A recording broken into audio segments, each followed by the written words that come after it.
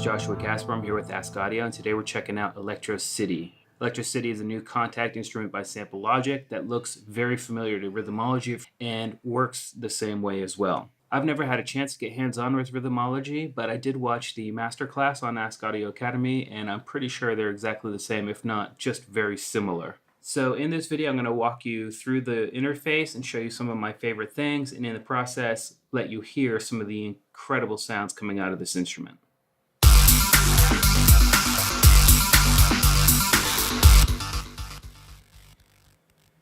So you can tell right from that first example, and I can tell you right from the jump that all of the presets sound like this. They're super clean, but yet really robust. And that's one of the things that really stood out to me about this instrument. How full it sounds without getting muddy, and everything has its own place and everything really sticks out in the mix. And that's just phenomenal. That's always a great place to start when you're looking for inspiration or ways to spice up your own tracks or even just get started. So let's go ahead and jump from the top to the bottom on this thing. Here we have multi-core browser presets, and there are a ton. If you look, look how big this list is. It's just incredible. Let's just go ahead and pick another one. It also loads fairly quickly, only 162 megabytes. That's not too bad. And what the multi-core does is loads core presets to all 4 of the cores here. And you can have up to 4 cores, and you can always shut them off and go down to 2 if you wanted to by using these power buttons.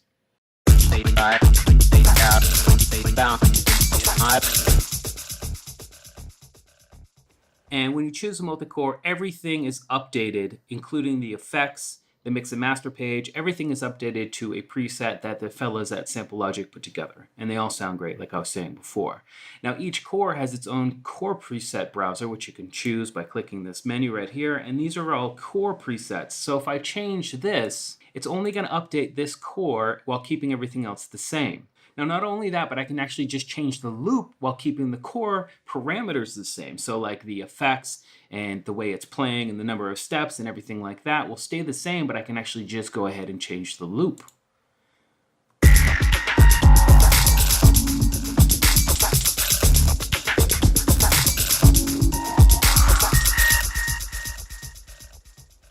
So isn't that crazy? I've went ahead and messed around with this, and I still am impressed with the sound. So it's really difficult to get a bad sound coming out of this thing, and I always like when I can say that, in all honesty. So the next thing we can do is just kind of quickly look at some of the ways we can adjust the loop inside of the core front panel here. We can, the play direction, we can go forward, we can go backwards, we can go forward, then backwards and forwards again. And this is how many times the loop will loop. So if I click this and I come down to 1, so if I go ahead and play that now,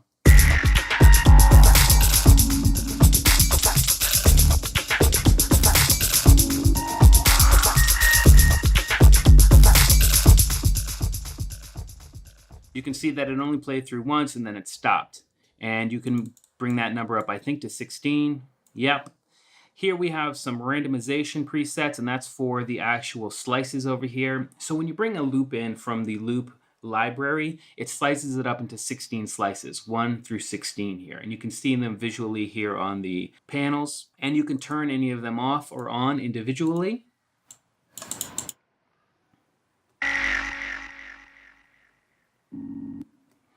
And not only that, but each one of the slices can play any one of the other slices. So right here, when I hover over this one, we have an up and down arrow. So if I want this first slice to actually play the 13th slice, I can just come in and drag this number up to 13. And now if I play that, you can see that the 13 lights up.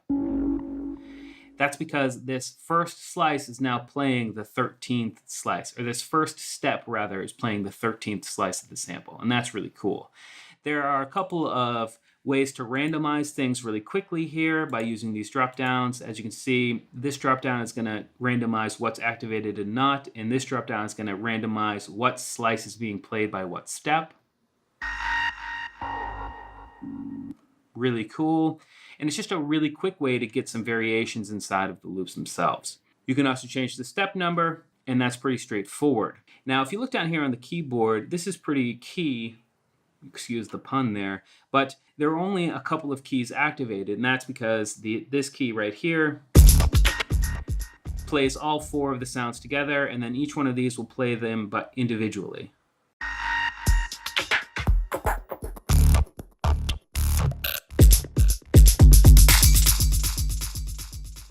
And then there's this key over here by itself, and that's because you can add a new page, come over here, and we can go ahead and just switch it up,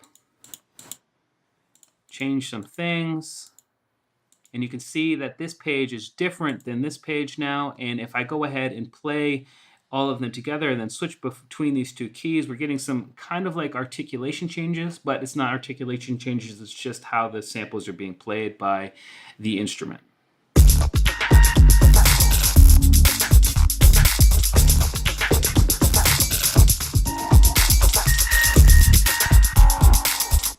So you can imagine that you can get some really cool variations, and once you start programming that inside of a MIDI clip, you can get some really cool stuff. And you can also use it for a live performance.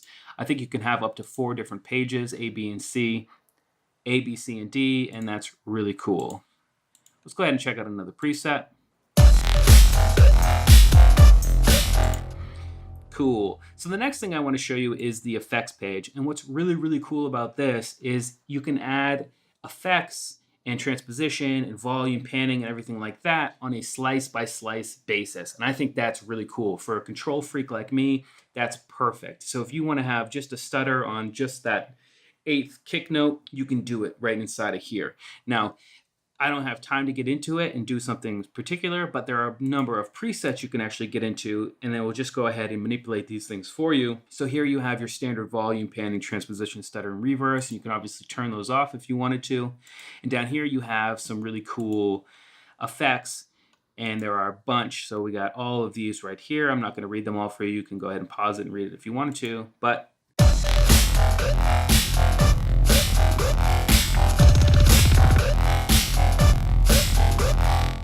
so you can see that we've already got a really different sound than that original preset just by going ahead and changing other presets inside of the effects panel.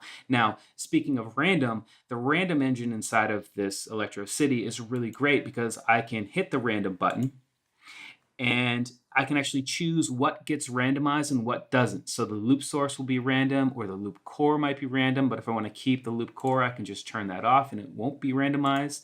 We can also change some of the effects and get those to be random as well. So you have a lot of control over the random button, and I think that's really cool. So if I go ahead and hit it one more time,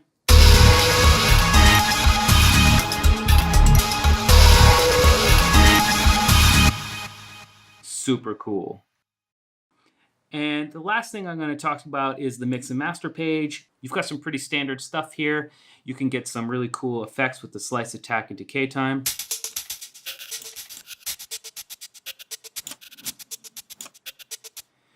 There's an energizer, which is like a saturation slash exciter. Panning, pretty straightforward stuff. There's EQ presets that you can choose and put the amount on. And then down here, you got the master effects, and this is where things get really gnarly. If you come in and just check a preset, for example,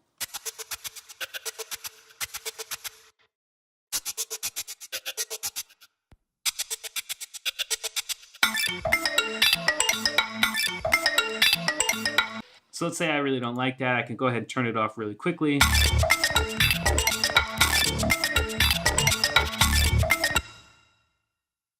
Let's go ahead and check out a couple more presets before I wrap up this video. We're getting pretty long here.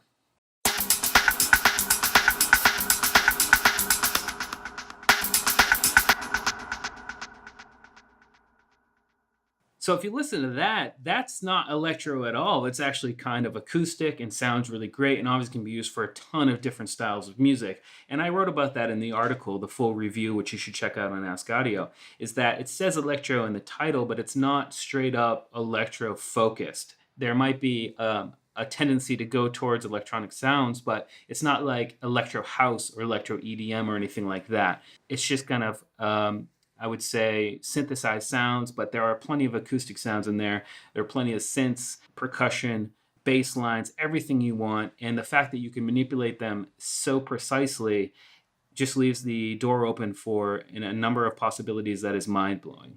But anyway, that's just a quick walkthrough of Electro City. I'm going to play a couple more presets here at the end of the video, but highly suggest checking it out. Links are on Ask.Audio.